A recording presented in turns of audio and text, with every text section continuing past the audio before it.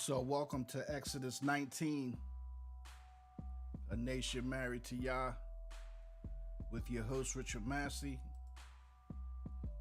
I pray that you guys are having a blessed Sabbath.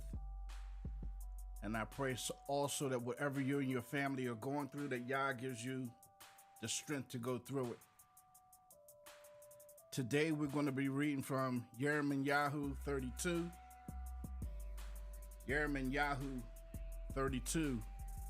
But before we get started, we always start off with 2 Chronicles 7:14. 2 Chronicles 7:14. If my people, which are called by my name, shall humble themselves and pray and seek my face and turn from their wicked ways, then I will hear from heaven and I will forgive their sin and I will heal their land. And from there we go to Matthew 6:33. But seek ye first the reign of Elohim and his righteousness, and all these matters shall be added unto you. So Yirmeyahu 32. What's different about that chapter? Actually, nothing. Actually, in this chapter, we're going to read again how Yisrael is being taken over by another country. We read heavily into that part when we read how they're being taken captive. But have we ever wondered why this happens to this nation over and over again? There again is something that this nation keeps doing that's making Elohim do this to them. So in reading Yirmeyahu 32, we're going to see and focus on why does this nation get taken over so much? Because when you read and you look at the history books, that's really all it talks about, is the fact that one country took over another country because it seemed like it wanted to. But why did the country being overtaken not have the protection of Elohim, especially Yisrael? Why does Yisrael never have the protection of Elohim so that when another country comes against it, they can't? So let's read Yirmeyahu 32 and let's find out for ourselves why this keeps happening to them. Yirmeyahu 32:1. The word that came to Yirmeyahu from Yahweh in the 10th year of the sovereign of Yehuda, which was the 18th year of Nebuchadnezzar. 2.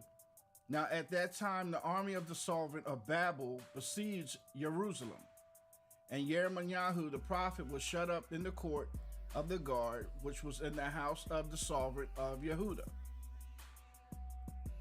For I want to say Hezekiah because I have a different name here.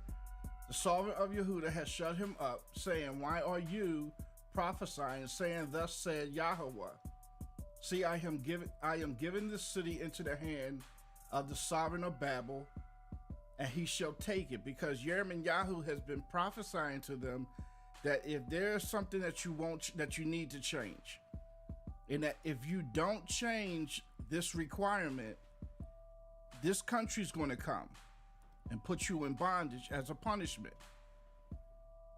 So that's what it's saying in 3. And Hezekiah, sovereign of Yehuda, shall not escape from the hand of the Chaldeans, but certainly be given into the hand of the sovereign of Babel, and shall speak with him face to face and see him eye to eye. And he 5. And he shall lead Hezekiah to Babel, and be there until I visit him, declares Yahweh. Though you fight with the Chaldeans, but you shall not prosper. So you're going to put up a little fight, but I already have it to where you're going to lose to them. Right? 6. And Yirmeyahu said, the word of Yahweh came to me, saying, See, Hanamal, son of Shamuel, your uncle is coming to you, saying, buy my field, which is in Ananoth, for the right redemption is yours to buy it.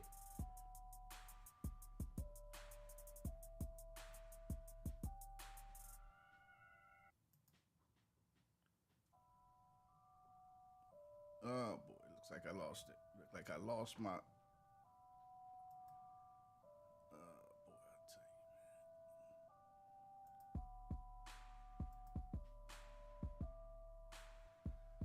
Boy, I tell you. Whew.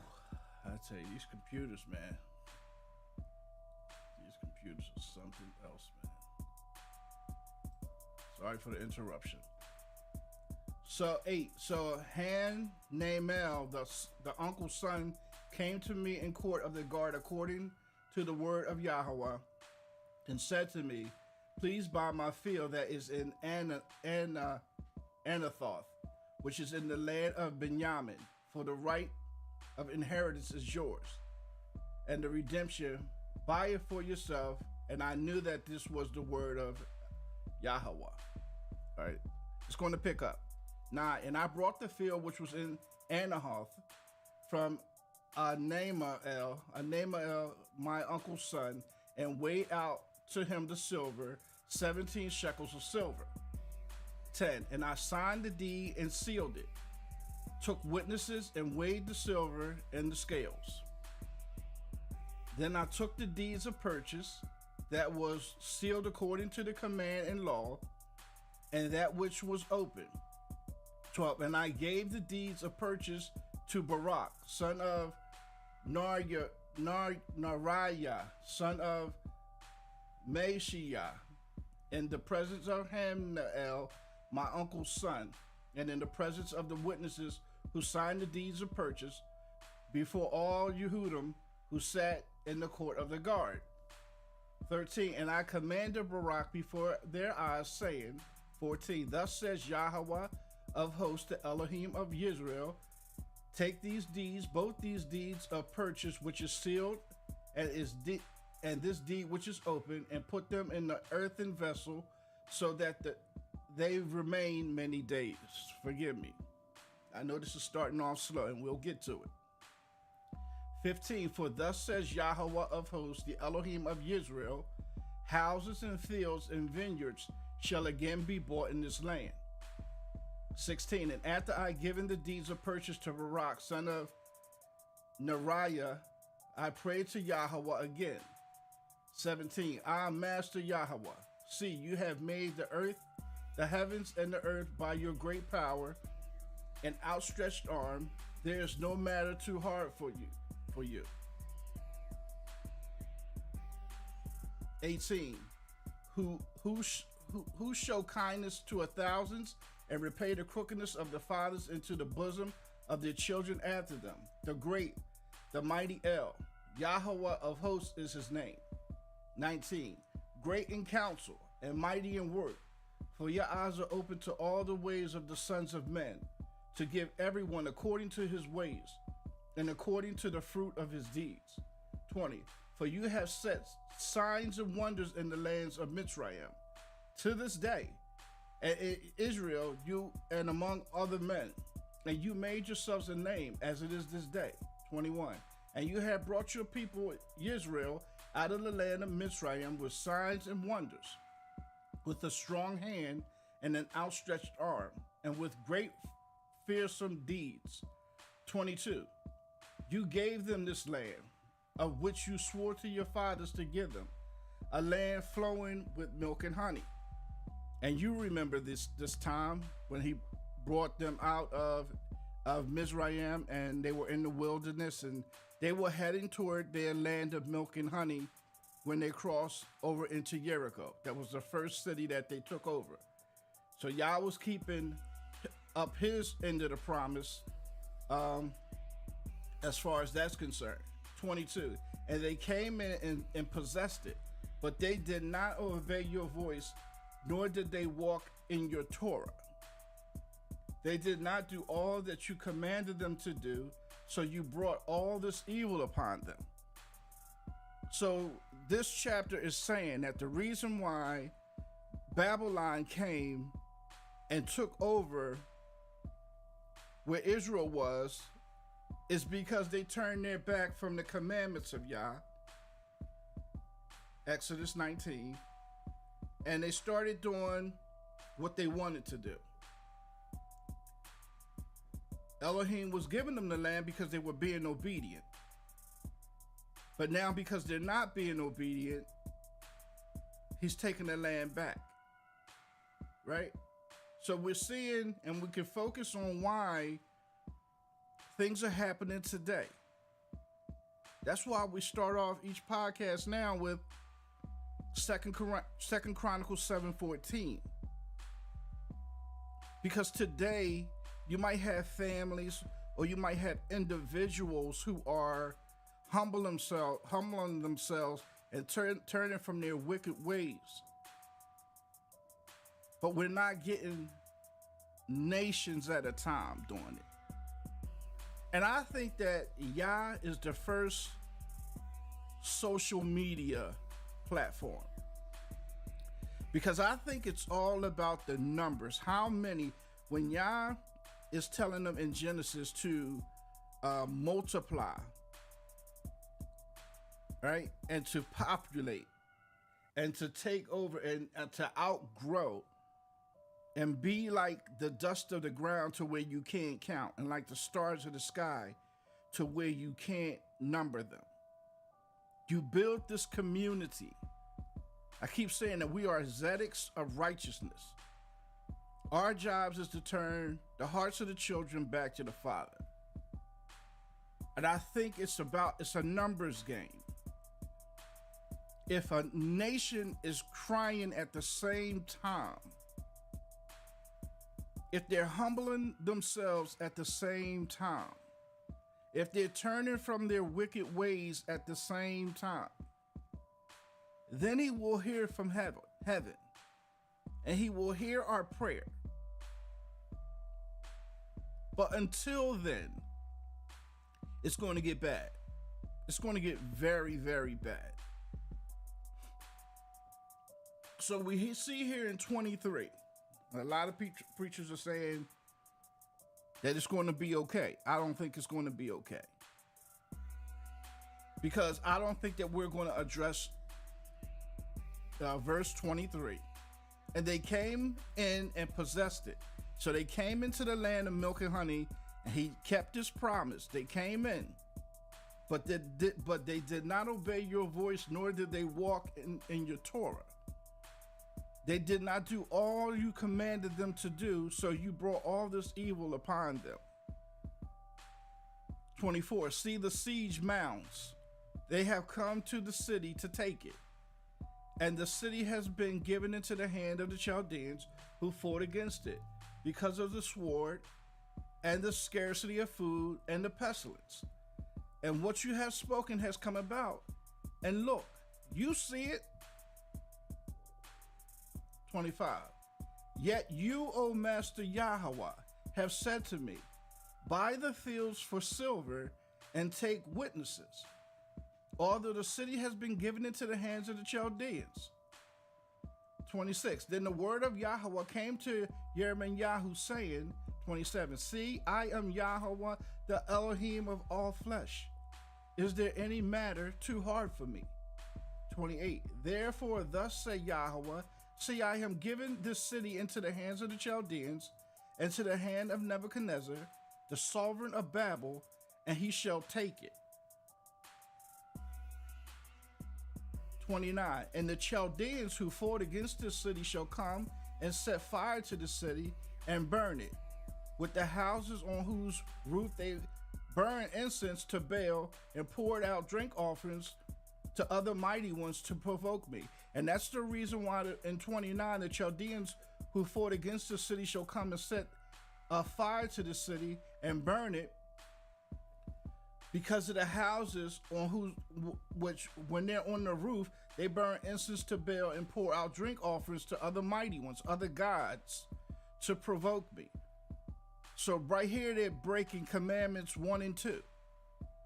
30. For the children of Israel and the children of Yehuda have done only evil before me from their youth. Since they were young, they kept doing evil before me. They kept filling up their cups of iniquity. I have a personal cup of iniquity, and then I have a cup of iniquity as far as Yehuda is concerned, as a nation. So in my private life, I can fill my cup up with sin, and then as a nation, we can fill our cup up with sin. So he says in 30, for the children of Israel and the children of Yehuda have done only evil before me from their youth. For the children of Israel have only provoked me with the work of their hands, declares Yahweh. So this is why Nebuchadnezzar is able to come into this land and take it over, because they're being punished. Yah's not going to protect them. As a matter of fact, Yah has given the victory to Nebuchadnezzar of Babylon to take over the land to fulfill his word. 31, for this city has been a cause for my displeasure and my wrath from the day that they built it, even to this day, that I should remove it from before my eyes. This is how I'm going to do it. And I do believe every time something bad happens in our life, it's for something that we did. I do believe that. It's either something we did or something we did as a nation or something we're doing now as a country. I do believe that. 31, for this city has been a cause of my displeasure and my wrath from the day that they built it, even to the day that I shall remove it from before my eyes. 32, because of all the evil of the children of Israel and the children of Yehuda, which they have done to provoke me, they, their sovereigns, which means their kings, their heads or their leaders, their priests, their prophets, and the men of Yehuda, and the inhabitants of Jerusalem, each one of y'all, big and small, are filling and has filled your cup of iniquity to a point of no return. You have provoked me since you were children. And people say, well, God is evil in the Old Testament. If you have provoked him since they were children, and of course the Bible don't say here what age they are. I'm sure they're grown men. Look at the mercy of years that he's given them. Waking up prophets early in the morning and sending them to these people to tell them what Yahweh is saying, and they're disregarding what he's saying. And now their cups are filled to the point of no return. 33, and they have turned their backs to me and not their face. Though I taught them, rising up early and teaching them, judging and teaching. Remember, they did not listen to receive instruction. 34, and they set their abominations in the house which is called by my name to defile it. 35, and they shall build the high places of Baal, which are in the valleys of the son of Hammon, to offer up their sons and their daughters to Moloch, which I did not command them, nor did it come to my heart, that they should do this abomination to make Yehuda sin. So on top of everything else, you're literally taking your children and you're burning them in the fire to these gods, so that these guys can give you a better life. And Yahweh is saying, I didn't even tell you to do that.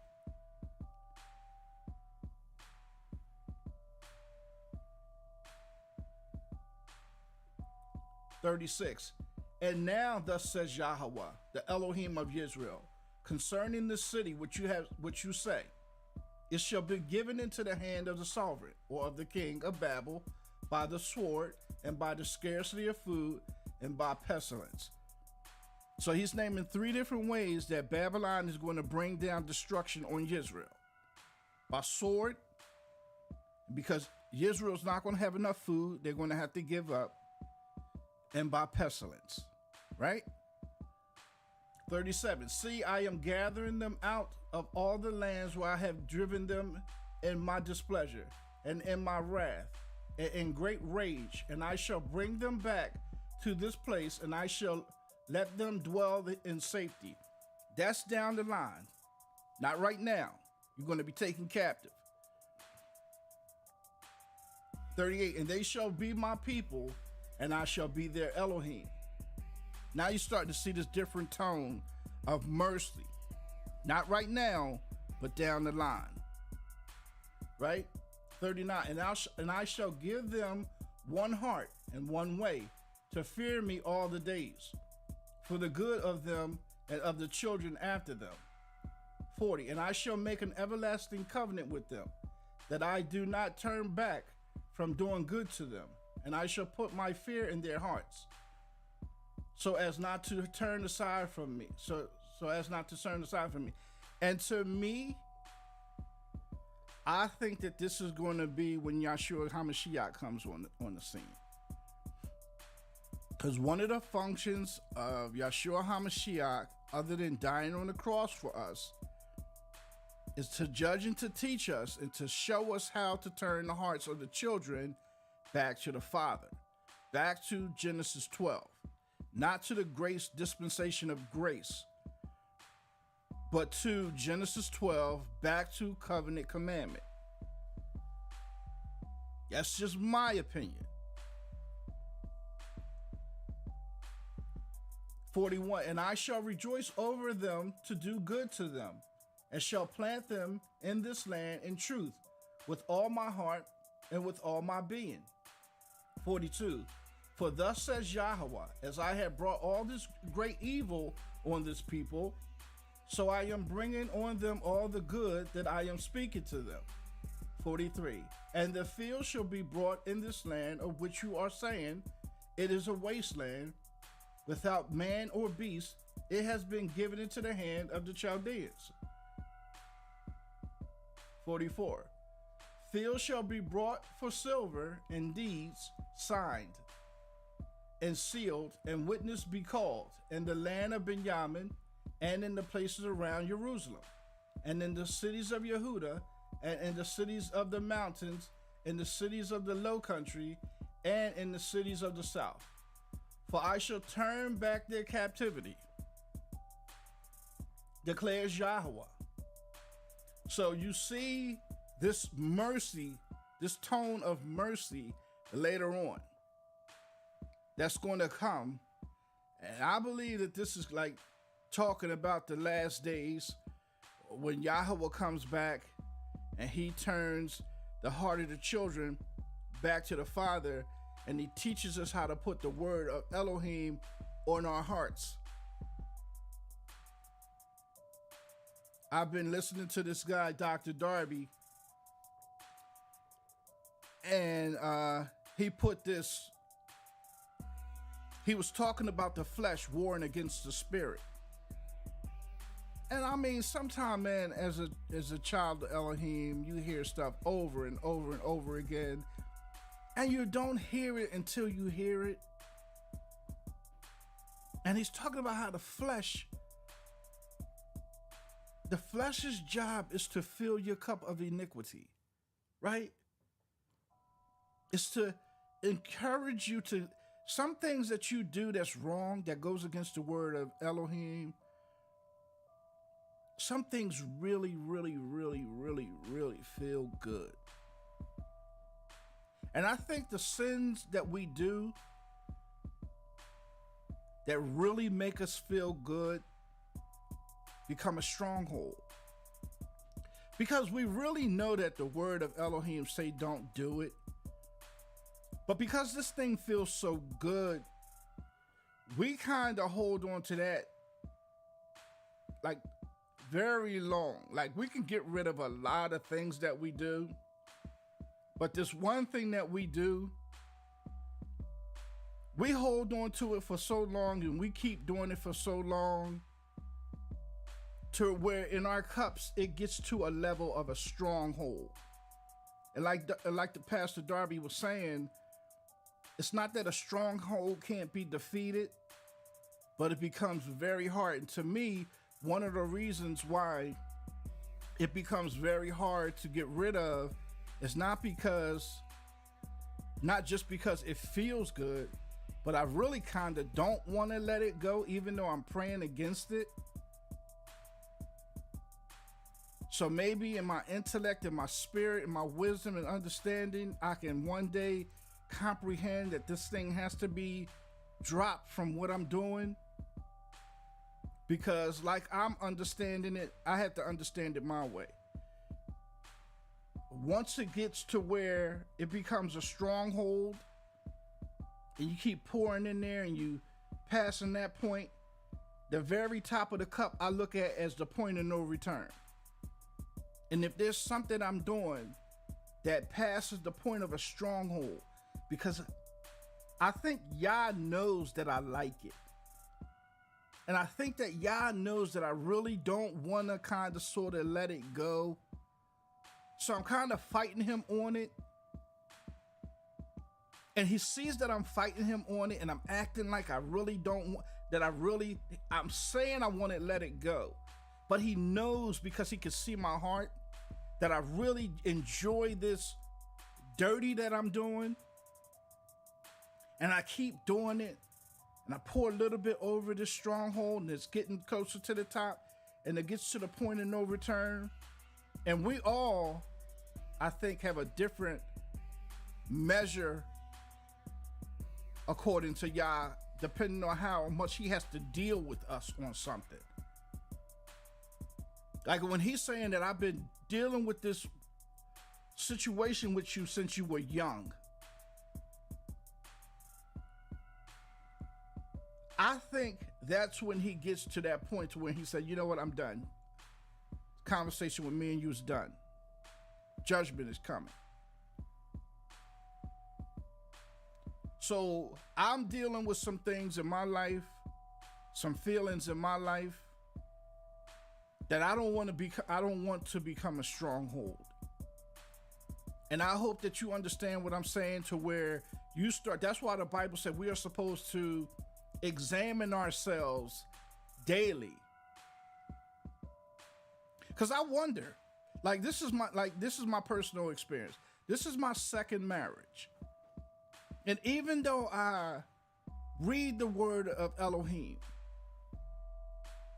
I understand that I'm not supposed to be, I heard a Pastor Geno Jennings, he was talking to Steve Harvey about his second wife and how that's not accepted in the word of Elohim. And that affects me. As much as I'm trying to, but to me, I'm not staying in my second marriage because, and don't get me wrong, because it makes me feel good. I'm kind of thinking, yeah, like you want me to walk away from my second wife? Because even my wife now had that concern. And that used to always be a question that she would ask me in our conversations when we were talking about the Bible. But do you think that God is pleased with the fact that you are married to me when your first wife is still alive? And nobody can answer this question for me. But my prayer is that I follow Yah so closely that maybe in my mistake, he gives me a pass on this one, knowing my heart. But that is a major concern to me. To go to hell after serving Yah like I'm trying to do, because I could just be in the streets if I'm gonna go to hell anyway. But and this is a stumbling block for me. This really is a stumbling block for me. No, I don't think about divorcing my wife or leaving my wife now, but it is a concern that this could be something that holds me back. And this is what I think about when I examine myself to see, because there's people who say once saved, always saved. I don't believe that. And the Bible don't either, and that's another subject because I don't have the scriptures for that right now. But I do concern myself with whether this will be something that stops me from being in his presence or not. It really does. But, you know, man, examine yourself. The thing that you're enjoying so much that's really keeping you from being in fellowship with Elohim, man, you're going to have to do something. Man, the flesh and the spirit war against each other. The flesh and the spirit war against each other. The flesh does not like the spirit at all. The flesh tells you that you deserve everything that makes you feel good. You deserve it. And if any bad's going to come, we'll handle that when we get to it. But man, don't let yourself get caught up on your last breath in the middle of that thing, because the flesh is trying to trick you. The flesh is trying to trick you, man. Sometimes when I have to get up to go to work, sometimes my body, and I ask myself, my body is up 2 and 3 hours before I have to get up. The last 45 minutes before I have to get up, my body falls into a deep sleep to where I need my alarm clock. And my mind will keep me up thinking about different stuff for hours at a time. And right when I'm supposed to get up, I find out after my alarm clock goes off that my body has fallen into a deep sleep minutes before I'm supposed to get up. And I ask myself, is my mind trying to make me late? Like, my mind is not my friend. My mind and my flesh talks me and tells me to do stuff that I know I'm going to have to pay the price for it. And this is my mind. This is not a friend of mine talking me into doing something. Sometimes it's our own mind that tells us to sleep with that woman's wife, that person's wife, or to steal that car, or to take that money. My mind is telling me to do that. My mind knows that one day I'm going to get a knock on the door from the police because they're going to find out that I stole this or did that. But my mind tells me to do it anyway. And it's amazing that my own mind will tell me to do stuff that will put me in trouble simply because my mind would find it fun to do. But it's the spirit of Elohim that says, thou shalt not steal, thou shalt not commit adultery, that keeps me. It's like an umpire in the New Testament, it says. It keeps me on the straight and narrow. Because the Bible says that the heart is continuously wicked. Who could even know it? But that's enough of that. So this is just a reminder that this podcast is on Spotify. And you can find me on Richard's Podcast. That's how you can find it. And I'm also on Instagram. You can find me there at 19_Exodus. I'm also live on YouTube. You can find me there at 19 Exodus Richard Massey. And I'm also on TikTok. And you can find me on TikTok at Exodus 19. So don't forget to like my page and to share my page where it applies. And don't forget to hit the notification button. And let's give Yah and Elohim a round of applause.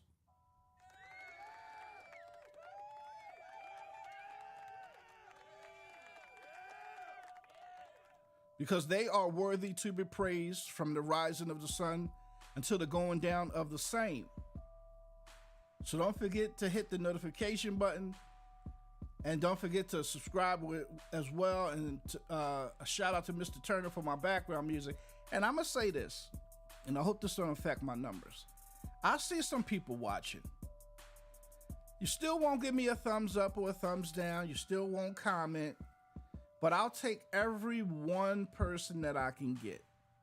I appreciate, I don't know how when you click onto my video, I don't know how much you listen to, but I appreciate every single person that watches my channel, watches my snippets on TikTok.